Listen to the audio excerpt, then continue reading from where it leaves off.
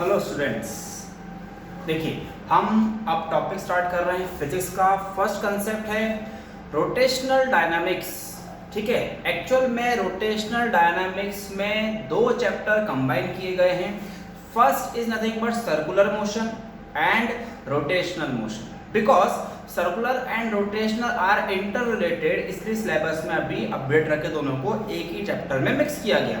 ठीक है, so now we are starting with rotational dynamics and rotational dynamics में हम फर्स्ट कंसेप्ट स्टार्ट करेंगे अबाउट सर्कुलर मोशन। ठीक है, so now the chapter name is rotational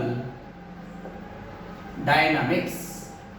okay, this is the chapter rotational dynamics. ठीक है, rotational dynamics में there are two parts, nothing but circular motion and rotational motion.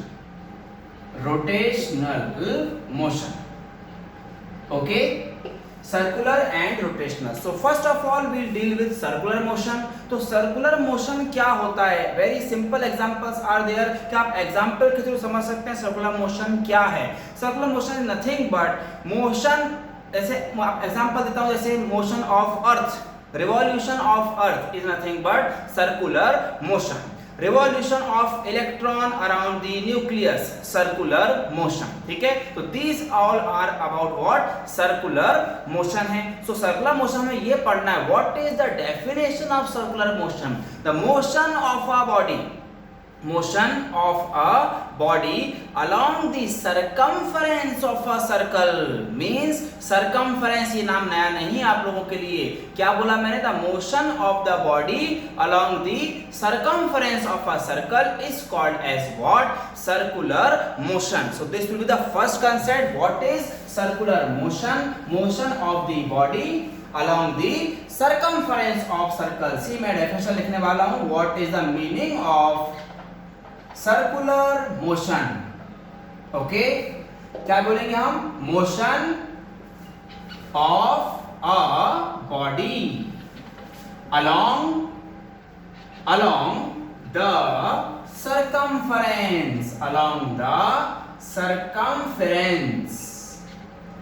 of circle, that is called as what? Circular motion. ठीक है, अब इसमें आप और दो तीन नेम्स पढ़ने वाले हैं। जैसे सर्कुलर मोशन है, सर्कल है तो डेफिनेटली रेडियस आएगा। ठीक है ना, रेडियस के साथ एक वर्ड ऐड होने वाला है, रेडियस वेक्टर। ठीक है, रेडियस वेक्टर। अभी मैं जैसे नॉर्मली आपको एक वर्ड पूछूंगा, position vector. Position vector, what is the meaning of position vector? जैसे मैं बोलता हूं क्लासरूम में स्टूडेंट्स हैं, ठीक है, बैठे हुए हैं, ठीक है, और मैं खड़ा हूं, मैं फिक्स पॉइंट पर खड़ा हूं, मैं अपनी जगह से मोशन नहीं करूंगा, रेस्ट पोजीशन पे हूं।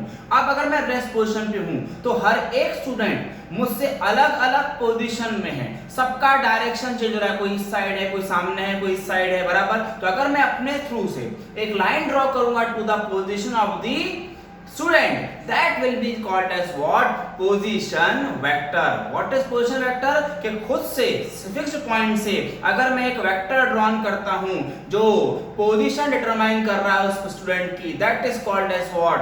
Position vector. Okay, so ये वर्ड आपको अभी यूज होने वाला है। What is the meaning of position vector? ये मैथ्स में भी वर्ड है, वेक्टर्स चैप्टर में। Okay, so what is position vector?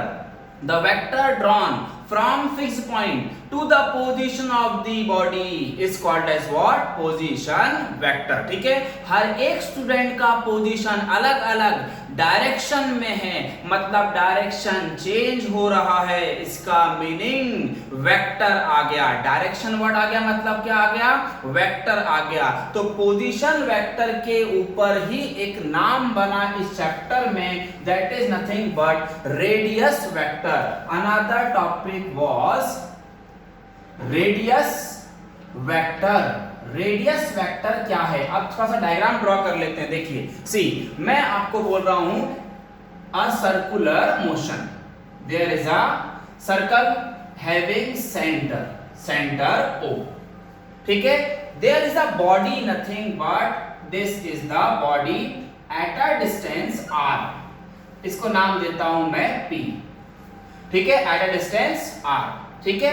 अब ये O से लेकर P मैंने जब ड्राइंग किया तो रेडियस बन गया, सही है। मैं बोल रहा हूं अभी बॉडी रेस्ट में है, मतलब initial time t is equal to कितना, 0। कुछ टाइम बाद में बताऊं 5 सेकंड्स, 5 सेकंड्स के बाद सपोज P एक नया पोजीशन पर पहुंच जाएगा, सपोज P डैश को अगर मैं ज्वाइन करूंगा O से तो फिर से रेडियस बनेगा, बिल्कुल सही है, रेडियस ही बना। लेकिन चेक करो रेडियस का डायरेक्शन चेंज हो गया, पहले OP था और OP डैश हो रहा है। तो अभी अगर मैं इसके ऊपर एरो दिखा दूंगा तो ये बन जाएगा व्हाट, वेक्टर। और वेक्टर अगर बन गया तो r के ऊपर वेक्टर का साइन भी आ जाएगा, okay. That is called as what, radius vector. What is radius vector, centre से लेके पोजीशन ऑफ द पार्टिकल जो डिटरमाइन करता है। देखो पहले P था, फिर P डैश चला गया, ऐसे बढ़ता जाएगा। अगर बॉडी परफॉर्म कर रहा है सर्कुलर मोशन, तो सर्कुलर मोशन जैसे जैसे बढ़ता जाएगा रेडियस का डायरेक्शन चेंज होता जाएगा। That is called as what, radius vector. क्या बोलेंगे, द वेक्टर ड्रॉन, डेफिनेशन क्या बनती है, the vector drawn from centre to the position of the particle performing circular motion is called as what, radius vector. So what will be the definition of the radius vector, the vector, देखिए vector drawn from center of circle to the क्या, position of particle performing what, circular motion, that is called as what, radius vector, r vector, okay. अब देखिए another concept मैं यहीं से explain करूंगा। Now radius vector तो ठीक हो गया, इतना ठीक है, लेकिन ये चेक करो आर वेक्टर। मैंने बोला कि ये टाइम t 0 था, मैं बोलता हूं कि अब t इक्वल्स टू 5 सेकंड्स इस टाइम में। अब इन दोनों के बीच में एक एंगल बना, इन दोनों के बीच में क्या बना, एक angle. That angle is represented by theta. उसे कैसे रिप्रेजेंट करते हैं, थीटा से रिप्रेजेंट करते हैं, ठीक है। So now what is theta, theta का नाम क्या है, theta is called as angular displacement. What is theta, angular displacement मतलब क्या है, it is an angle between two radius vector, it is an angle between two radius vector. Mind में इतने set रखे हैं शॉर्टकट में कि it is an angle between two radius vector in a particular time, ठीक है। That is called as what, angular displacement. So next concept आपका जो है वो है कौन सा, एंगुलर डिस्प्लेसमेंट। नोटेशन क्या रहेगा, थीटा रहेगा, ठीक है। अब इस नोटेशन के अकॉर्डिंग में हमें क्या करना है वो देखिए, डेफिनेशन क्या बनेगी, angle between two radius vectors in particular time, that is called as what, angular displacement। उसे हम क्या बोलेंगे, angular displacement, okay, two vectors in a particular time, that is called as angular displacement। अब इसी के हिसाब से अगर displacement angular है, आपको मैं बताता हूं, लीनियर डिस्प्लेसमेंट है, सबने पढ़ा, देखो मैं नाम देता हूं, लीनियर डिस्प्लेसमेंट s होता है। लीनियर डिस्प्लेसमेंट की वजह से वेलोसिटी का डेफिनेशन बनता है rate of change of linear displacement with respect to time. और लीनियर डिस्प्लेसमेंट के ऊपर ही आपने लीनियर एक्सीलरेशन पढ़ा जो था rate of change of linear velocity with respect to time. ये कांसेप्ट आपने अभी तक पढ़े। लीनियर मोशन में आपने लीनियर डिस्प्लेसमेंट पढ़ा, लीनियर वेलोसिटी पढ़ा और लीनियर एक्सीलरेशन पढ़ा, लेकिन अब इस चैप्टर में आपको पढ़ना है एंगुलर डिस्प्लेसमेंट, थीटा।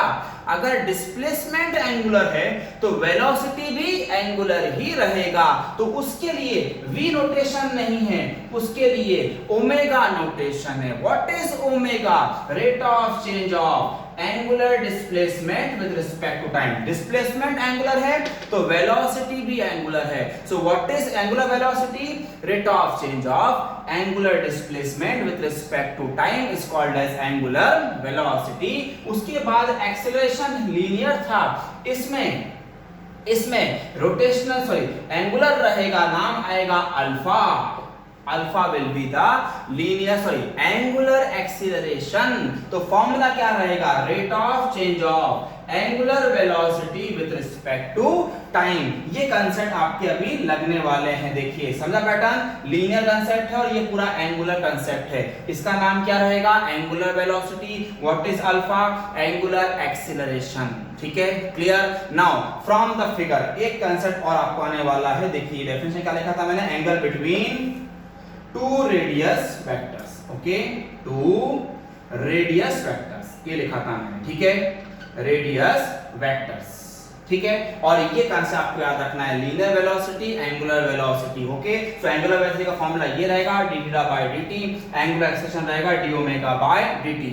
इसी फॉर्मूले को मैं ऐसा भी लिख सकता हूं, थीटा बाय टी, dd मैंने कैंसिल कर देना है, वैसा भी याद रख सकते हो, ओमेगा का value theta by T, that's it. उसके बाद अल्फा होगा, इसको भी मैं ओमेगा अपॉन टी लिख सकता हूं। दिस इज अनदर फार्मूला जो कहीं ना कहीं यूज हो सकता है in the physics. Okay, omega by T as well as D theta by dt का थीटा बाय टी भी लिख सकते हैं, ठीक है? अब फ्रॉम द फिगर चेक करिए, P से लेके P डैश होता है आर्क लेंथ।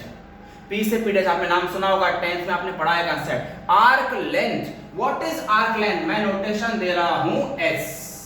क्या नोटेशन दे दिया मैंने? S, ठीक है? इसके ऊपर से ही मैं एक फॉर्मूला आपके लिए लिखने वाला हूं। यहां पर देखो, आपने पढ़ा है एंगुलर डिस्प्लेसमेंट, हमने भी टॉपिक पढ़ा, आपने इस कंसेप्ट को 10th में पढ़ा है, ठीक है? ठीक है, याद करो, angle is equals to arc length upon radius. जो आपने सेक्टर का पार्ट पढ़ा है 10th में, सेक्टर, ठीक है? Triangle, area of sector, area of circle, उस कंसेप्ट में आपने ये फॉर्मूला पढ़ा है, angle is equals to arc length upon radius. ये फॉर्मूला इंपॉर्टेंट है आगे के टॉपिक के लिए। तो एंगल का वैल्यू थीटा है, आर्क लेंथ कितना है? S, और रेडियस कितना है? R। तो थीटा इज इक्वल टू क्या बनेगा? S बाय R, और इसी से मैं S इज इक्वल टू बना सकता हूं क्या? R theta. Okay, this is the very important formula for the next form derivation. Okay, तो थीटा इज इक्वल टू क्या होता है? S अपॉन R, और S क्या हो जाएगा? R into theta. R मतलब रेडियस और थीटा मतलब हमारा एंगुलर डिस्प्लेसमेंट। ओके, तो this was the starting concept. अब हम इसके ऊपर के न्यू फॉर्मूलेस, डेरिवेशन सॉल्व करेंगे। Very important concept, now see. इसके बाद आप लोगों ने पढ़ा रिलेशन बिटवीन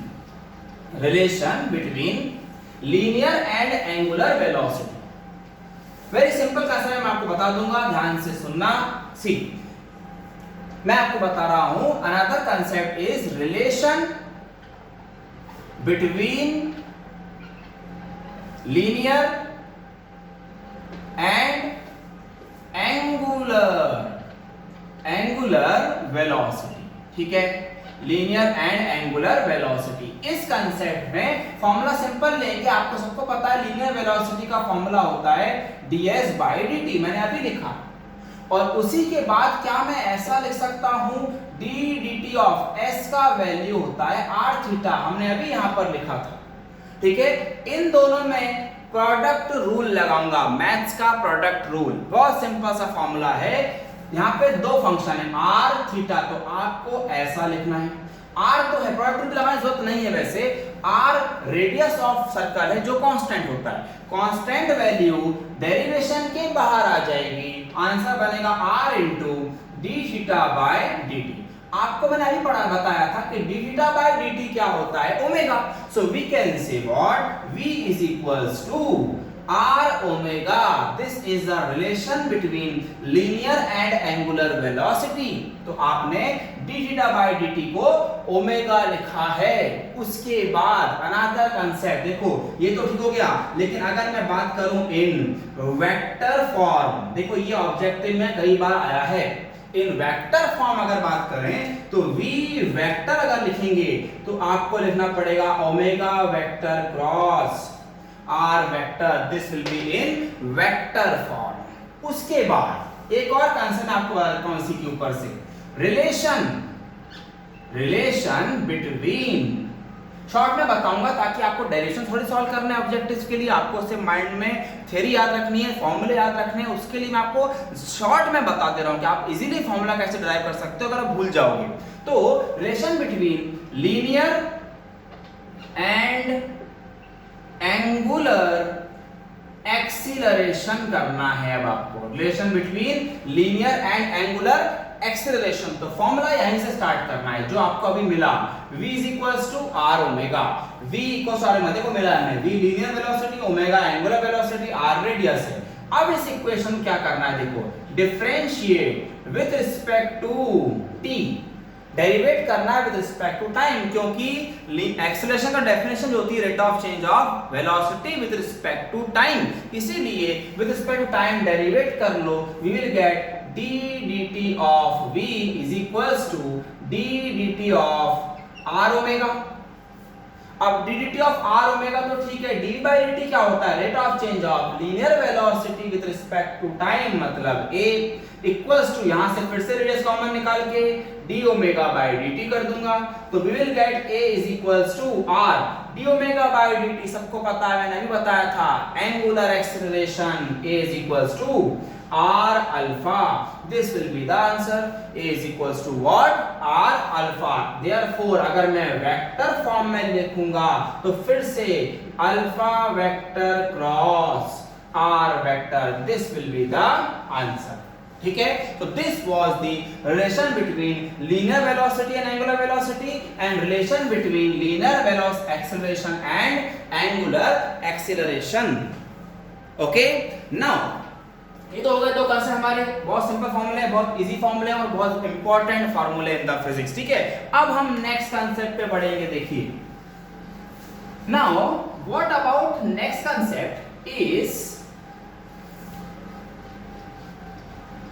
सेंट्रीपिटल एक्सीलरेशन। ये कंसेप्ट है सेंट्रीपिटल एक्सीलरेशन। ठीक है, सेंट्रीपिटल एक्सीलरेशन पहले एक और फॉर्मूला मैं आपके लिए कर देता हूं, ध्यान से सुनना। टाइम पीरियड बहुत इंपॉर्टेंट टॉपिक है ये भी, ये फॉर्मूला 4 से 5 चैप्टर्स में यूज हुआ है in the physics. Time period of circular motion, time period of what, circular motion.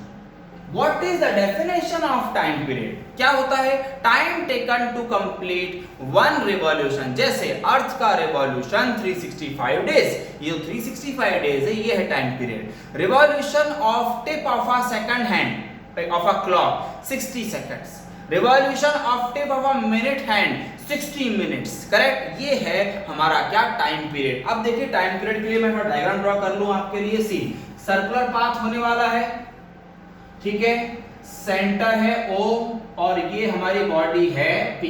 ठीक है, रेडियस है इसका R, वेक्टर ले लेते हैं। अब देखिए ये स्टार्ट होगा रिवॉल्यूशन का, P से स्टार्ट होके वापस P पर आ जाएगा, इसे बोलेंगे वन रिवॉल्यूशन। मतलब P से स्टार्ट हुआ, पूरा गोल घूम के वापस P पर आ गया, तो उसको बोलेंगे हम टाइम पीरियड। अब टाइम पीरियड का कॉमन फार्मूला मैं आपसे लिखता हूं। देखो, सबको पता है कि स्पीड इज इक्वल्स टू होता है distance upon time. Speed is equal to क्या, डिस्टेंस अपॉन टाइम। अब यहीं से therefore can we say time is equals to distance upon speed. बोल सकते हैं, बिल्कुल बोल सकते हैं। तो टाइम के लिए में कैपिटल टी, टाइम पीरियड का नोटेशन याद रखिए, कैपिटल टी होता है। कैपिटल टी में आप सोचो P से स्टार्ट हुआ और वापस P पर आ गया, तो डिस्टेंस कितना कवर किया, डिस्टेंस कवर किया 2 पाई r। Okay, 2 pi r is the total distance covered. Okay, and speed is nothing but v.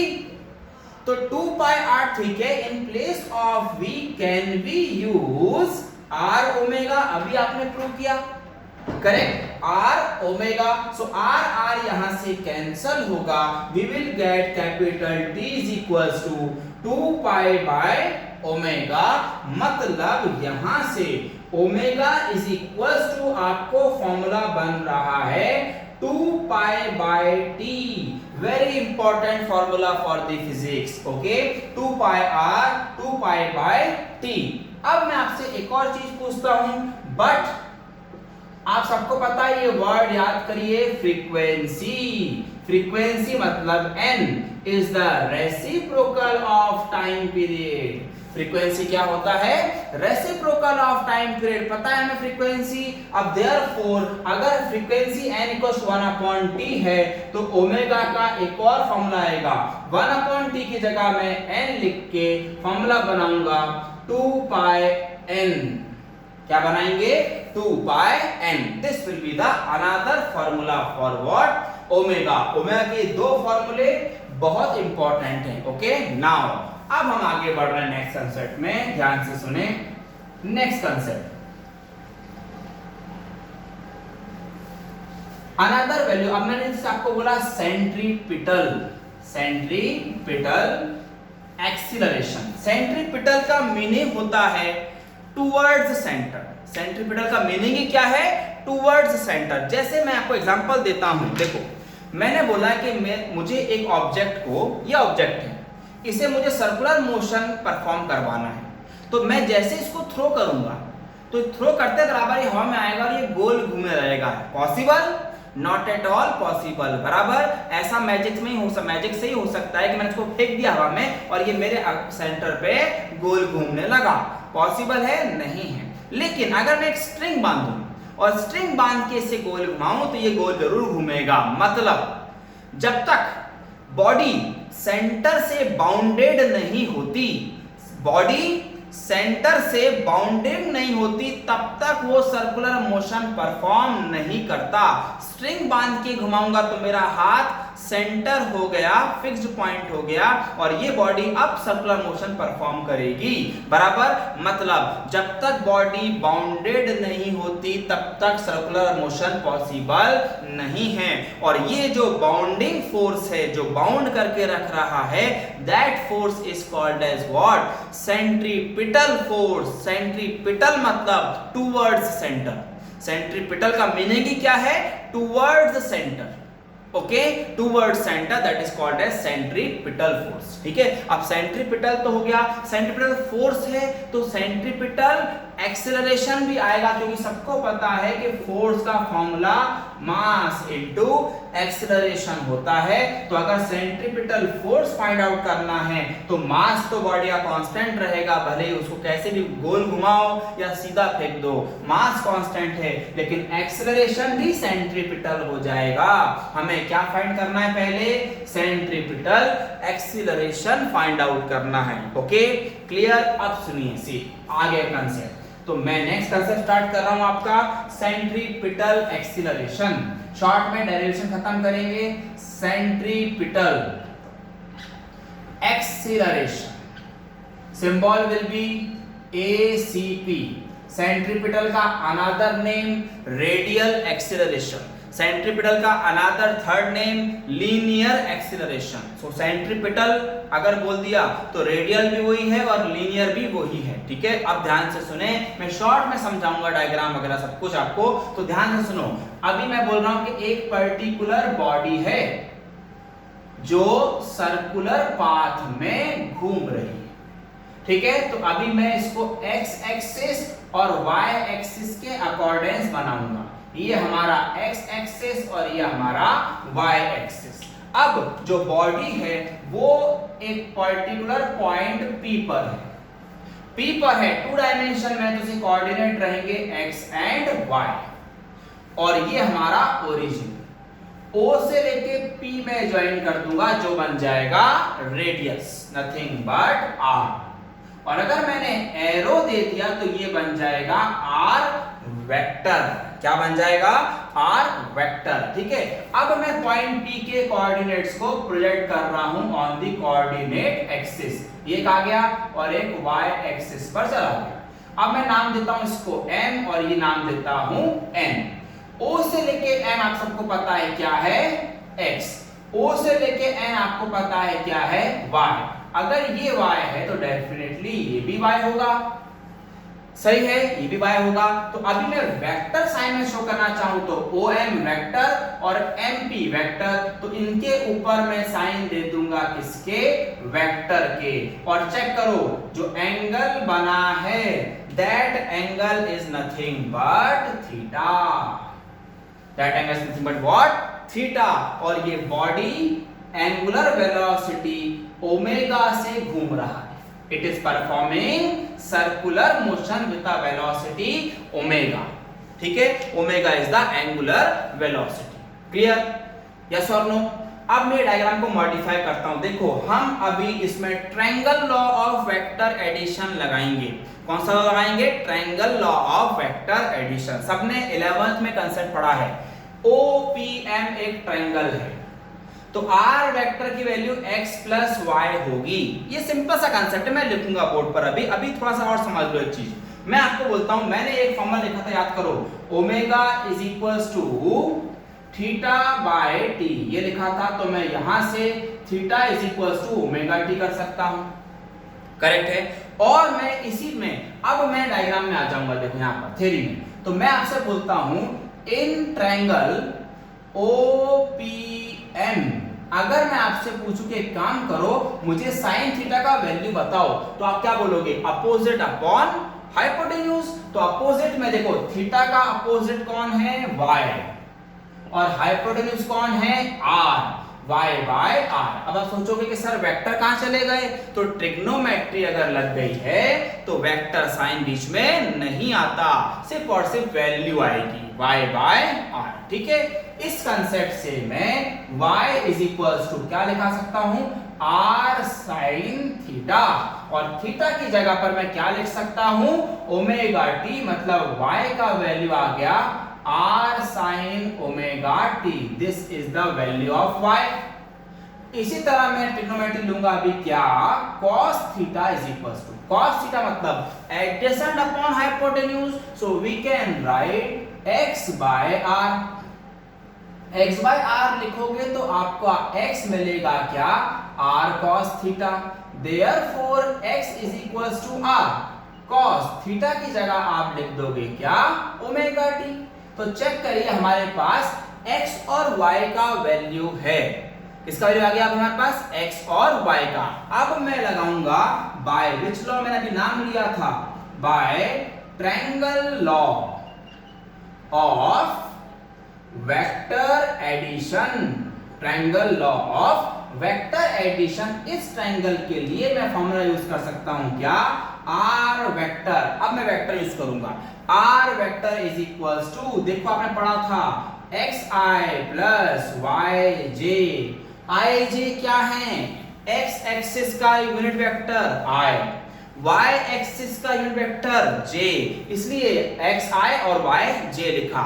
आपके पास xy का वैल्यू है, पुट अप कर देते हैं। We will get r vector is equals to x की जगह पर r ऐसा घुमा में लिखिए, i पहले लिख देते हैं, फिर x का वैल्यू है r cos omega t plus y। इसके लिए पहले j लिख देता हूं, y का वैल्यू क्या है?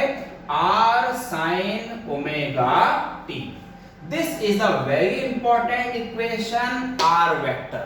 r vector equals to i r cos omega t plus j r sin omega t। तो पूरा डायरेक्शन देख लें, मुझे थोड़ा सा जगह मिनिमाइज करनी है, मैं अभी सब कुछ हटाऊंगा। ये इक्वेशन मेरे काम का है। So r vector is equals to मैंने क्या लिख दिया है? i r cos omega t plus j r sin omega t। कैसे आ गया? सबको समझ में आ चुका है। x एंड y का वैल्यू पुट अप किया students. Okay, now I am eliminating all the things and I am writing only this equation at the top. ठीक है, नाउ यहां से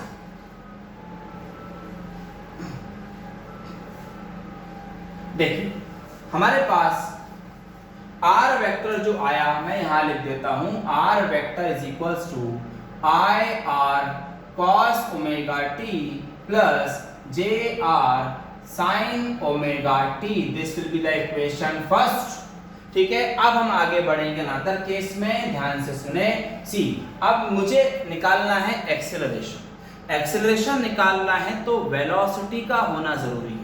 एक्सेलरेशन निकालना है तो वेलोसिटी का होना जरूरी है, ठीक है ना। तो क्योंकि वेलोसिटी के ऊपर ही एक्सेलरेशन बनेगा, rate of change of velocity with respect to time, correct है। सो इन दिस कंसेप्ट हमें सबसे पहले निकालना पड़ेगा क्या, वेलोसिटी निकालना पड़ेगा बॉयज एंड गर्ल्स। तो वेलोसिटी क्या होता है, rate of change of linear displacement with respect to time.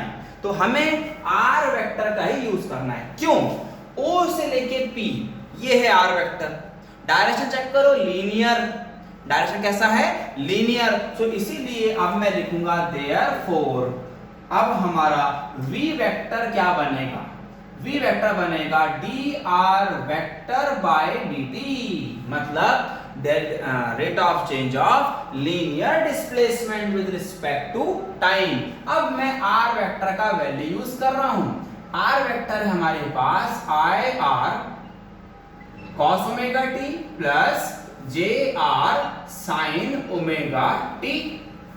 तो हम क्या करेंगे, इंडिविजुअल डेरिवेट करेंगे। We will get v vector is equals to I r d dt of cos omega t plus j r d dt of sin omega t। ठीक है, constant value बाहर आ गया derivation की। सबको पता डायरेक्शन ऑफ cos होता है minus sine. Direction of cos क्या है, minus sine. Direction of sine क्या है, cos है। तो इसी के ऊपर से मैं आंसर लिख रहा हूं, देखो direction of cos minus sine, और ओमेगा t का डेरिवेशन ओमेगा आएगा। जिनका मैथ्स में डेरिवेशन हो चुका है उनको बहुत अच्छे से क्लियर हो ये टॉपिक, लेकिन जिनका नहीं है वो माइंड में इतना ही सेट रखो, direction of cos minus sine, omega T का ओमेगा मल्टीप्लाई करना है। मतलब आपको जो आंसर आएगा वो है v vector is equals to minus I R और एक ओमेगा, डायरेक्शन ऑफ cos हो जाएगा sin omega t। Similarly plus जे आर रहेगा, डायरेक्शन ऑफ sin होता है cos, ओमेगा t का एक ओमेगा आ जाएगा, sin का डायरेक्शन हो जाएगा क्या, cos ओमेगा t। इक्वेशन 2 ये हो गया वेलोसिटी। वेलोसिटी के ऊपर अब आएगा what, acceleration. What is acceleration, rate of change of velocity with respect to time.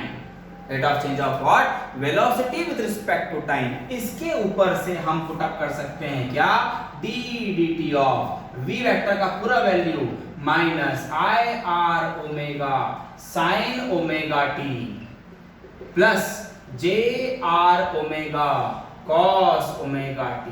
Clear. So in this case constant term फिर से आप बाहर निकाल दें, minus I are omega, direction of sign होता है cos, और ओमेगा t का डेरिवेशन ओमेगा, तो फॉर्मूला बनेगा ओमेगा स्क्वायर, और अब आ जाएगा cos ओमेगा t।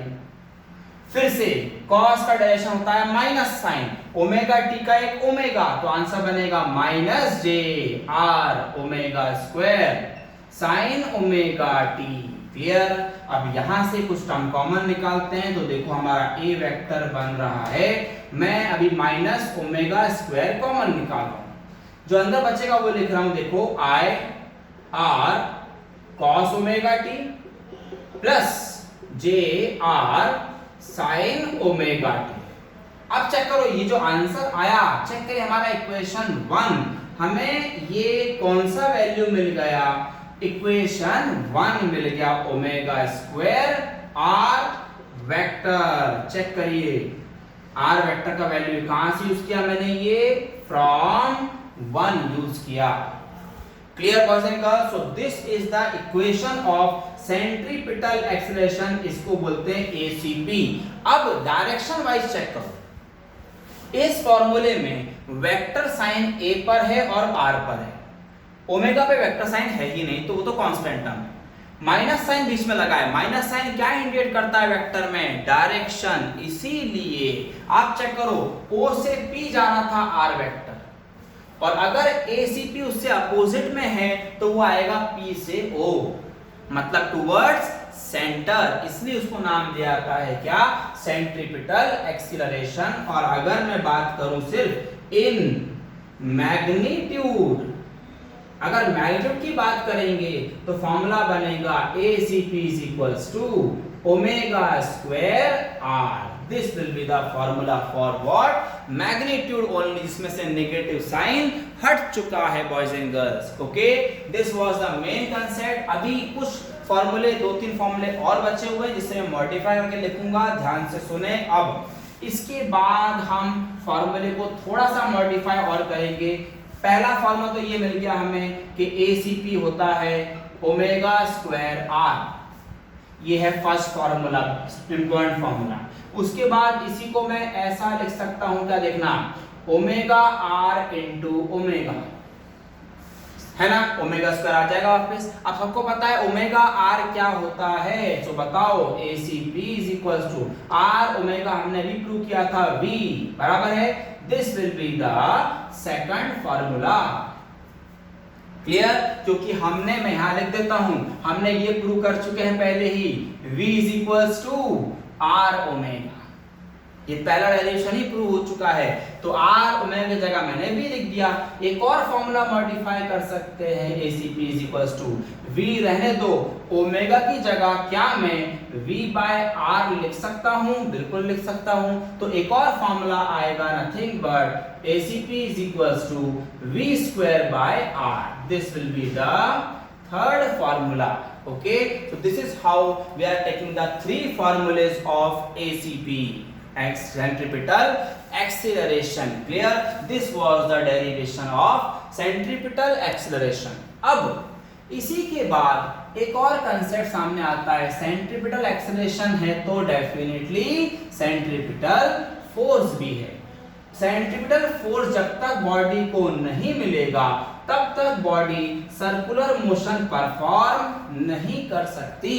क्या बोला, समझ में आया कि without centripetal force body can not perform circular motion, मतलब सर्कुलर मोशन जब भी हो रहा है तो डेफिनेटली सेंट्रीपिटल फोर्स है। What is centripetal force?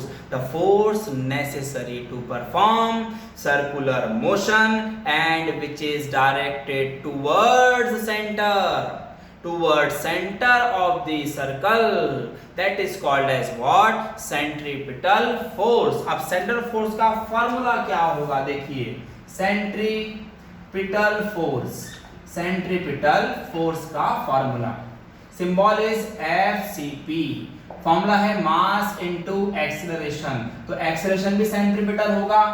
अब सेंट्रीपिटल एक्सेलरेशन के 3 फॉर्मूले, तो सेंट्रीपिटल फोर्स के भी 3 फॉर्मूले।